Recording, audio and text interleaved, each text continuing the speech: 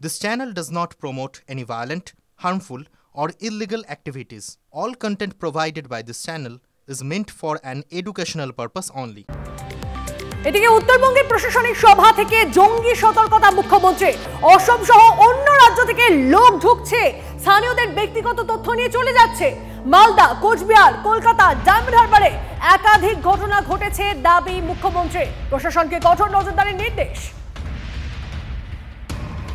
আমি শুনছি অনেক বাইরের লোক, কেউ আসাম থেকে, কেউ ইধার থেকে, কেউ উধার থেকে, বিভিন্ন লোক বিভিন্ন এলাকায় ঢুকছে। ঢুকে এমনকি আমাদের সমর্থকের কাছেও তার নাম্বার, তার প্যান কার্ড নাম্বার, তার আধার কার্ড নাম্বার, তার ফোন নাম্বার, সে কি করে তার ডিটেলস নিয়ে চলে যাচ্ছে অফিসারদেরও। আমি পুলিশকে বলবো, বি অ্যালার্ট। বাইরে থেকে কোনো জঙ্গি যেন কোথাও গিয়ে শেল্টার নিতে না পারে। আর তেমনি যারা মানুষকে মিথ্যে কথা বলে মানুষের জিনিসপত্রগুলো হাতিয়ে নেওয়ার চেষ্টা করছে, এটা মনে রাখবেন, অথরাইজড লোক ছাড়া, বুঝতে পারছেন আমি কি বলছি, কেউ কাউকে কোনো ডিটেলস দেবেন না। এরকম অনেককে ধরা হয়েছে। ঝাড়গ্রামে একটা টিম ধরা পড়েছে, মালদা, কোচবিহার, কলকাতা, ডায়মন্ড হারবার, অনেক জায়গায় ঘুরে বেড়াচ্ছে। চোখ কান খোলা রেখে সবাই কাজ করলে একজনের পক্ষে সম্ভব নয়, ভিজিল থাকতে হবে। বিজেপি বিধায়ক শঙ্কর ঘোষ এই মুহূর্তে আমাদের সঙ্গে রয়েছেন। শঙ্করবাবু, আপনি শুনলেন মুখ্যমন্ত্রী মমতা বন্দ্যোপাধ্যায় বলছেন, তিনি দাবি করছেন যে অসম সহ অন্য রাজ্য থেকে লোক ঢুকছে, স্থানীয়দের থেকে তথ্য নিয়ে চলে যাচ্ছে এবং পুলিশকে অ্যালার্ট থাকার জন্য তিনি বললেন। কি বলবেন? দেখুন, আমি তো এতদিন জানতাম এই রাজ্যের পুলিশ মন্ত্রীর নাম হচ্ছে মমতা ব্যানার্জি। তো মমতা ব্যানার্জি করছেনটা কি? পুলিশ মন্ত্রী নিজেই এই ধরনের প্রশ্ন তোলা তো আসলে ওনার মন্ত্রিত্ব নিয়ে যথারীতি প্রশ্ন ওঠে। আর এই নিয়ে বিতর্ক করে কি লাভ? 2026-এ ওনার এবং ওনার দলের বিসর্জন হবে। আর দ্বিতীয়ত, জঙ্গি সংক্রান্ত বিষয়ে বাইরে ভেতরের থেকেও বড় বিষয় যে এই রাজ্যে উনি যে কত জঙ্গি তৈরি করেছেন তা তো আমরা মালদা, মুর্শিদাবাদে দেখে নিয়েছি। তা রাজ্যের অভ্যন্তরে থাকা জঙ্গিদের বিরুদ্ধে উনি কি ব্যবস্থা নিয়েছেন? ফলে এই ধরনের পাগলের প্রলাপ, এই ধরনের প্রশাসনিক বৈঠকের অন্তঃসার শূন্য প্রশাসনিক বৈঠক দিয়ে যে কি লাভ হয় সেটা উনি আর ওনার দল জানেন। বেশ, বোঝা যাচ্ছে আপনার বক্তব্য স্পষ্ট। অনেক ধন্যবাদ।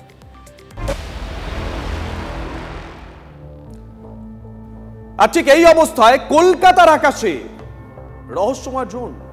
সূত্র বলছে মহেশতলা এবং বেহালার দিক থেকে 8 থেকে 10টি রহস্যময় ড্রোন দেখা যায়। হেস্টিংস এলাকায় উঠতে দেখা যায় এই রহস্যময় ড্রোনগুলোকে। আশেপাশে কি কি আছে? আশেপাশে আছে দ্বিতীয় হুগলি সেতু, ফোর্ট উইলিয়াম, একাধিক গুরুত্বপূর্ণ জায়গা। ময়দানের ওপর দিয়ে ভিক্টোরিয়ার কাছেও দেখা যায় ড্রোন। 5টি ড্রোন পার্ক সার্কাসের দিকে, 2টি ড্রোন উড়ে যায় উত্তর কলকাতায়। ময়দান সহ বিভিন্ন থানাকে সতর্ক করেছে লালবাজার। সেনা, কলকাতা পুলিশের গোয়েন্দা বিভাগ এবং এসটিএফ তদন্ত শুরু করেছে। সময় তো অনেকটাই পেরিয়ে গেল, তদন্তের কি আপডেট সুশোভন?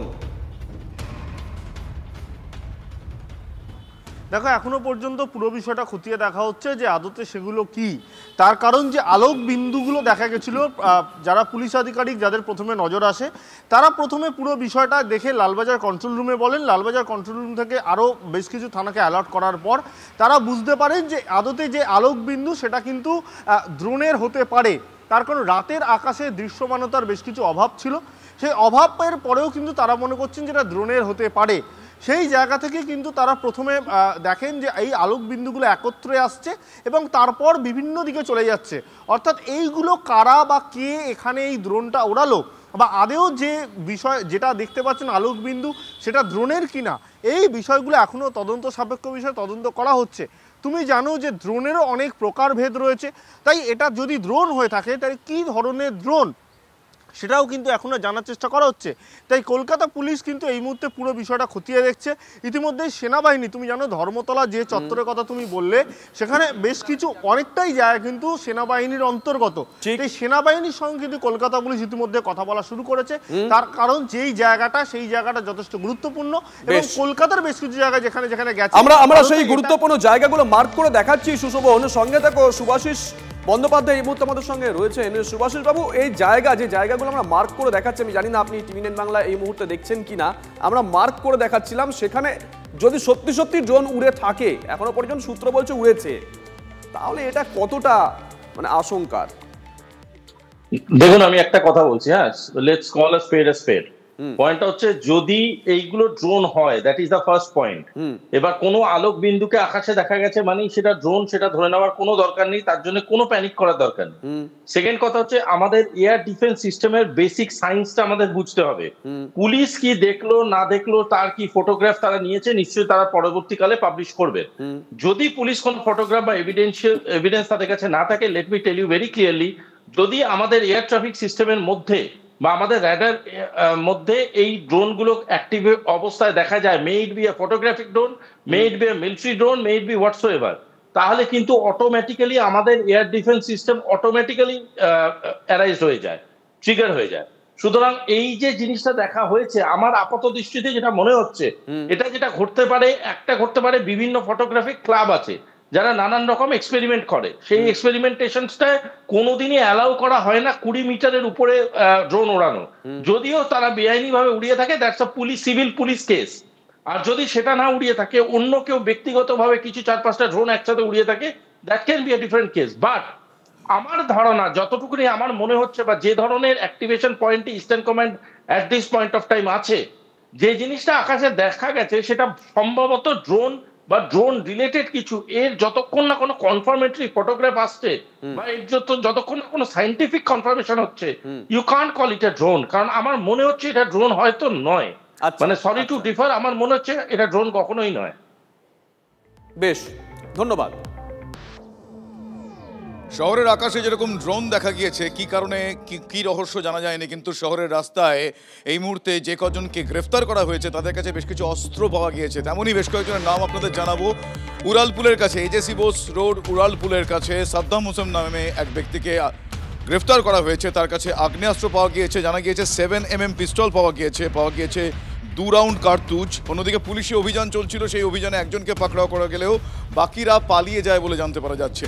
তপসিয়া রোডের কাছে আরও দুজনকে, মানে এরকম আরও দুজনকে গ্রেফতার করা হয়েছে, যাদের নাম জানা যাচ্ছে মোহাম্মদ ফায়েজ।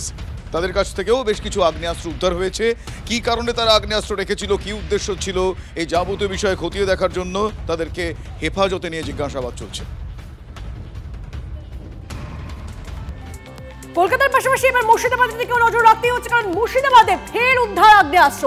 চীনা লোগো লাগানো আগ্নেয়াস্ত্র পাচারের চেষ্টা, জড়িত এক কৌশিক, আমাদের প্রতিনিধি আমাদের সঙ্গে রয়েছেন। কৌশিকের থেকে আরো আপডেট নেব। কৌশিক, দেখো, যে আগ্নেয়াস্ত্রগুলি মূলত উদ্ধার হয়েছে তার মধ্যে রয়েছে 7.65mm পিস্তল, যেটা চাইনা লোগো আগ্নেয়াস্ত্র, এবং এই আগ্নেয়াস্ত্রগুলো নিয়ে যাওয়া হচ্ছিল সীমান্ত এলাকায় পুলিশ সূত্রে যেটা জানা গেছে, এবং পুলিশ দাবি করেছে যে জলঙ্গিতে সেগুলি পাচার হতো। ফারাক্কা, মুঙ্গের থেকে ফারাক্কা হয়ে কিন্তু এই আগ্নেয়াস্ত্রগুলি বাইকের মধ্য দিয়ে আসছিল। সেই সময় বহরমপুর থানা এলাকায় পুলিশ গ্রেপ্তার করে, এবং এই আগ্নেয়াস্ত্রগুলির কিন্তু যে পরিমাণ দাম, অত্যাধুনিক প্রযুক্তি এবং এই আগ্নেয়াস্ত্রগুলি তৈরি করা হয়েছে এবং চাইনা লোগো, এবং কি কারণে নিয়ে যাওয়া হচ্ছিল সেটা এখনো স্পষ্ট নয়। তবে স্বভাবত সীমান্ত এলাকায় যেভাবে একের পর এক আগ্নেয়াস্ত্র উদ্ধারের ঘটনা ঘটছে, এবং সেখানে মুঙ্গের থেকে আগ্নেয়াস্ত্রগুলি নিয়ে এসে যেভাবে সেখানে মজুদ বা সেখানে যে হাত বদল হচ্ছে, সেখানে কিন্তু একটা চিন্তা বাড়াচ্ছে যে সীমান্ত এলাকায়।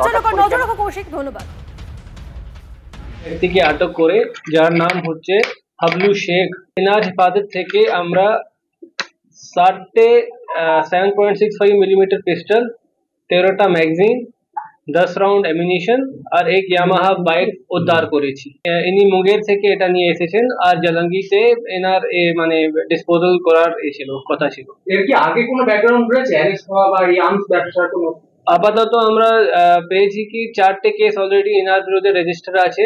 ক্লাস 10 ও ক্লাস 12 এর পরীক্ষা শেষ, রেজাল্ট আউট। এরপর কি পড়বেন, কোথায় পড়বেন, সুযোগ সন্ধান এখন হাতের মুঠোয়। TV9 বাংলা এডুকেশন এক্সপো 2025, কলকাতার সবচেয়ে বড় এডুকেশন এক্সপো।